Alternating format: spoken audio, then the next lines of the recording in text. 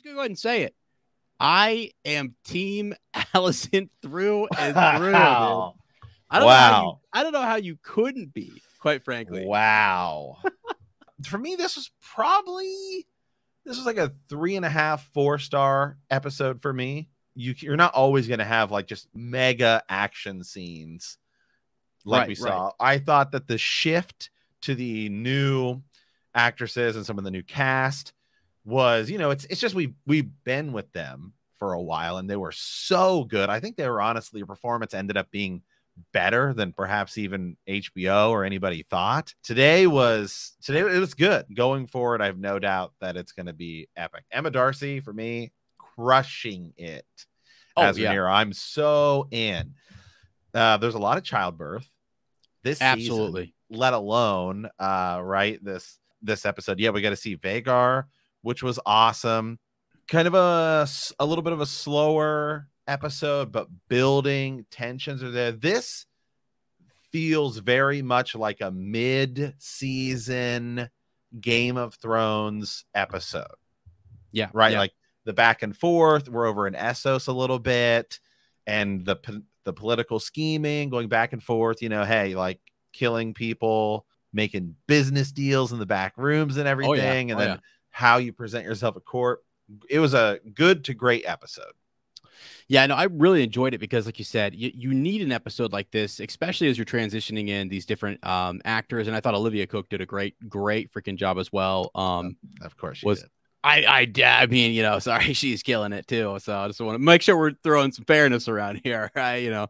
Seems like things are a little, we got the blacks and the greens, all right? We got to represent both, so equal representation. But man, I tell you what, there was so much to kind of digest. They did a really good job of, like, in one episode, literally just one episode, getting through all of the.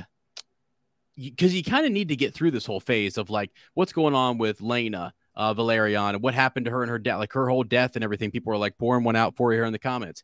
Laenor, like how do you deal with that situation?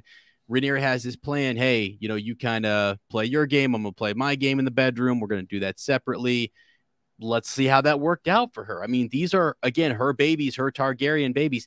And look at the game cost you their father's life. I mean, it's people who are close to you.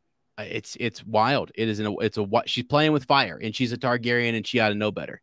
Is what I'll say. But it's just fascinating because you have to get through that piece, Matt, because the next phase, right, is the craziness. Everything from here, I feel like things are going to really go quick these last couple episodes or whatever, because right now you're really trying to build out the heirs and the children and bring them, get us used to them, and figure out the dynamics between them. Did a great job of showing like some of them get along. They're okay with each other. That's really Aemon. They're kind of like, yeah, he's a little odd, right? Yeah. So, I mean, yeah. The stuff with the little kids, man, they are really building it up. I do want to real quick just respond to one question here. Mike Jones asks, in the books, was it clear that her kids were bastards? It's one of those things where, because the books are sort of this, it's written by multiple sources that are like talking about it. I would say it's not entirely confirmed, but it's definitely alluded to. I don't think there's anything that ever really sort of. It's their little physical descriptions. Just little things like that. It does mention that there were whispers, on the court that these were bastard children. I think somebody's tongue was actually cut out because of they made this insult in front of the king or something like that. You guys can check me on the comments, but I think so. Yeah, it was like, but they never really, because it was so hush hush that when you look at it from a historical context, the guy who's writing down that history book, Matt, he better not be putting these kind of blasphemies in there, right? I mean, so it won't be writing the book anymore. So that's sort of the angle sometimes that I feel like when George was writing that, he tried to leave it very ambiguous. So good question. Yeah. Great question. Man, are we moving a bit fast?